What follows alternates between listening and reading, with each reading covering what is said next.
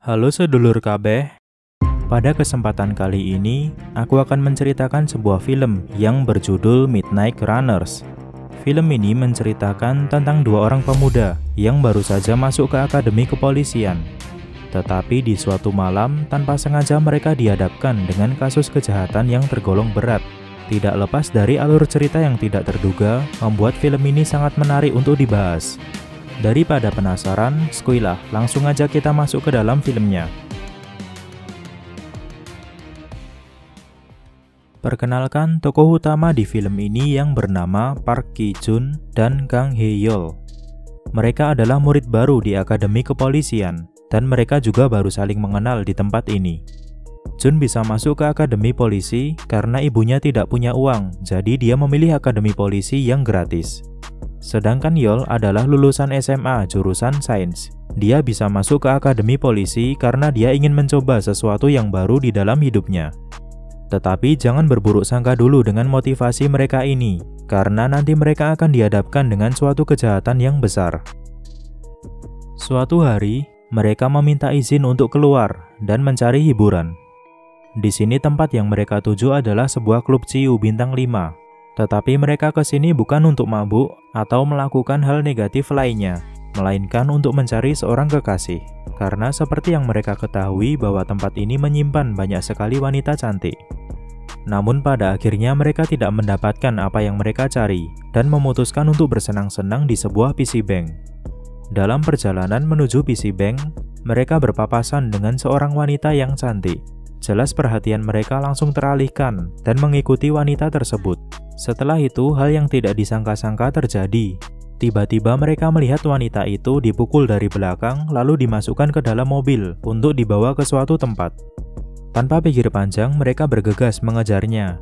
Namun walaupun sudah berlari sekuat tenaga, mobil tersebut tetap tidak terkejar dan hilang dari pandangan mereka. Tidak kehabisan akal, mereka langsung menelpon 911.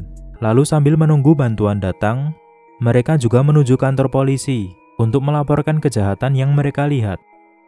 Tetapi sepertinya ini bukanlah hari yang baik untuk mereka. Karena sesampainya di kantor polisi, ternyata semua orang sudah disibukkan dengan kasus kejahatan besar lainnya. Mereka pun sadar tidak boleh pasrah dengan keadaan, karena ada nyawa yang harus diselamatkan. Di dalam kepolisian, untuk melakukan penyelidikan bisa melalui 3 sumber, yaitu kesaksian korban, bukti, dan TKP. Karena hanya TKP yang bisa ditelusuri, akhirnya mereka mendatangi lagi TKP penculikan wanita tadi.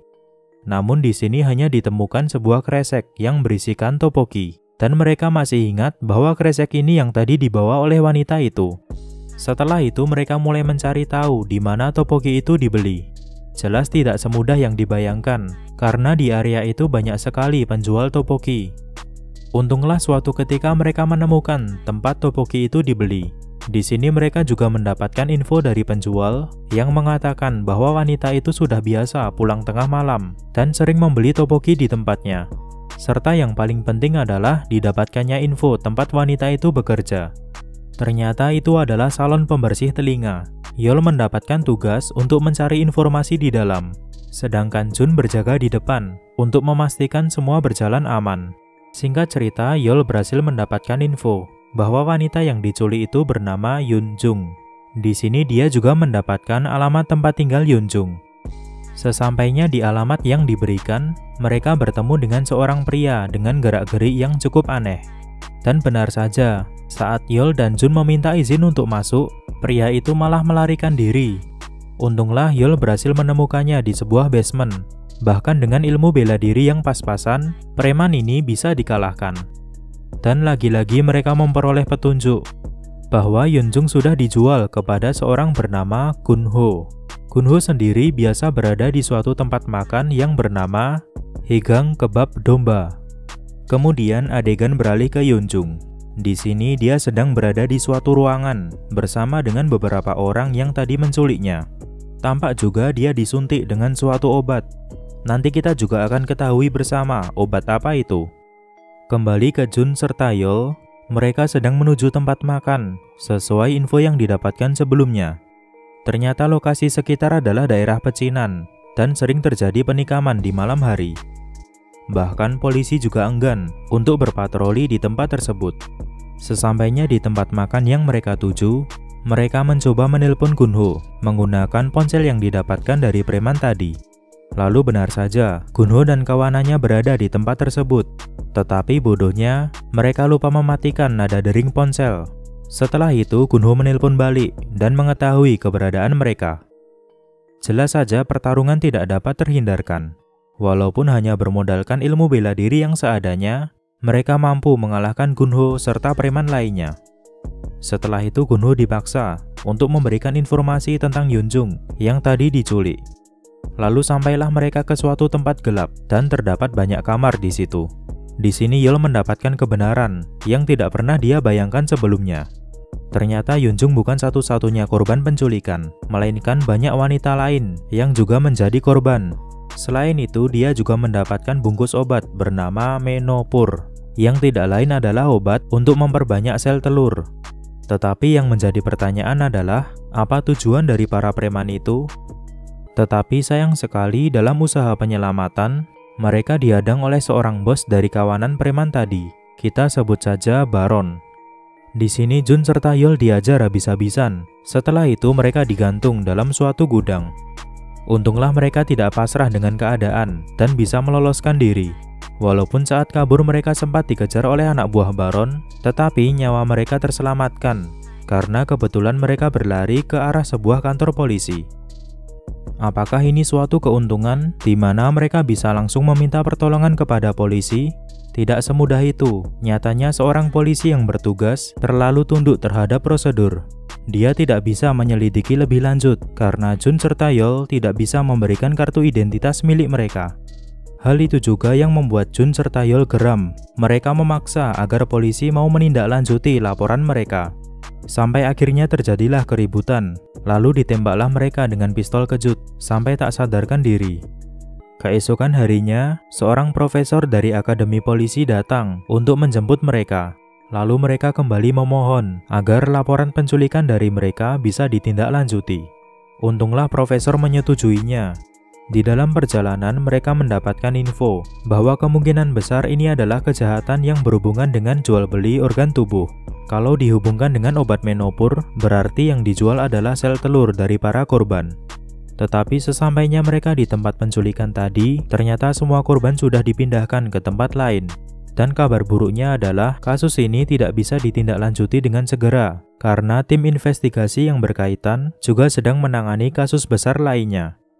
Walaupun Yeol masih mengingat nomor mobil milik si penculik, tetapi itu tidak membantu apapun, karena setelah profesor mencari tahu lebih lanjut, ternyata nomor itu tidak terdaftar. Berulang kali mereka memohon agar kasus ini bisa segera ditangani. Tetapi si profesor malah memarahinya, dan mereka diberi peringatan akan dikeluarkan dari Akademi Kepolisian apabila mereka terlibat dengan kasus ini lagi. Mau tidak mau, akhirnya mereka menurutinya. Tetapi apakah perjuangan mereka berhenti sampai di sini? Tentu saja tidak. Mereka yang tidak kehabisan akal mencoba menghubungi seorang polisi yang mempunyai kewenangan dalam pengecekan CCTV lalu lintas. Di sini mereka meminta tolong untuk pelacakan sebuah mobil yang memiliki plat nomor 37GU8338 yang tidak lain adalah mobil milik si penculik tadi. Sambil menunggu informasi lebih lanjut, mereka memanfaatkan waktu yang ada untuk latihan fisik.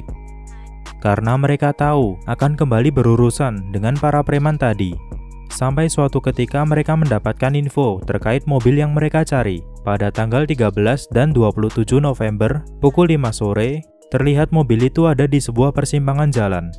Dan di saat yang sama ada mobil lain dengan tipe yang sama membuntuti dari belakang. Mobil itu berlogo Klinik Kandungan H. Dan kemungkinan besar kedua mobil ini saling berhubungan. Setelah mereka mencari tahu lebih lanjut, didapatkanlah info bahwa klinik kandungan H akan beroperasi 2 hari lagi. Lalu adegan beralih ke seorang dokter yang sedang berbicara dengan pasiennya. Disinilah kebenaran mulai terungkap bahwa dia akan menjual sel telur kepada pasiennya. Tidak lain ini adalah sel telur milik korban penculikan tadi. Dan bisa dibilang juga dia sudah bekerja sama dengan para preman tadi. Hari yang telah ditentukan pun tiba. Di sini mereka bertekad untuk menyelamatkan para wanita yang tadi diculik. walaupun dengan konsekuensi akan dikeluarkan dari Akademi Kepolisian. Mereka mendatangi klinik H sesuai info yang mereka dapatkan sebelumnya. Lalu terjadilah perkelahian dengan anak buah Baron. Jelas ini tetap menjadi kesulitan tersendiri bagi mereka yang hanya berjuang sendiri tanpa bantuan siapapun. Tetapi berkat semangat yang mereka miliki, akhirnya Baron beserta anak buahnya bisa dilumpuhkan. Dan yang paling penting adalah mereka bisa menyelamatkan Yunjung serta korban penculikan lainnya. Setelah itu diperlihatkan petinggi Akademi Polisi sedang berkumpul untuk menentukan nasib Jun serta Yeol ke depannya. Ada yang membela, tetapi ada juga yang memberikan hukuman berat. Bahkan sempat terjadi perselisihan di antara mereka. Tetapi si profesor yang sebelumnya mengancam Jun serta Yeol, kali ini berubah pikiran. Dia malah melakukan pembelaan terhadap kedua muridnya ini. Dan dia mengatakan,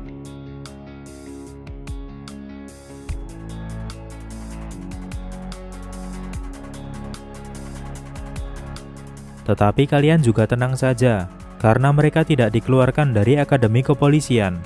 Mereka hanya perlu menjalani 1 tahun hukuman, sampai bisa melanjutkan pendidikannya lagi."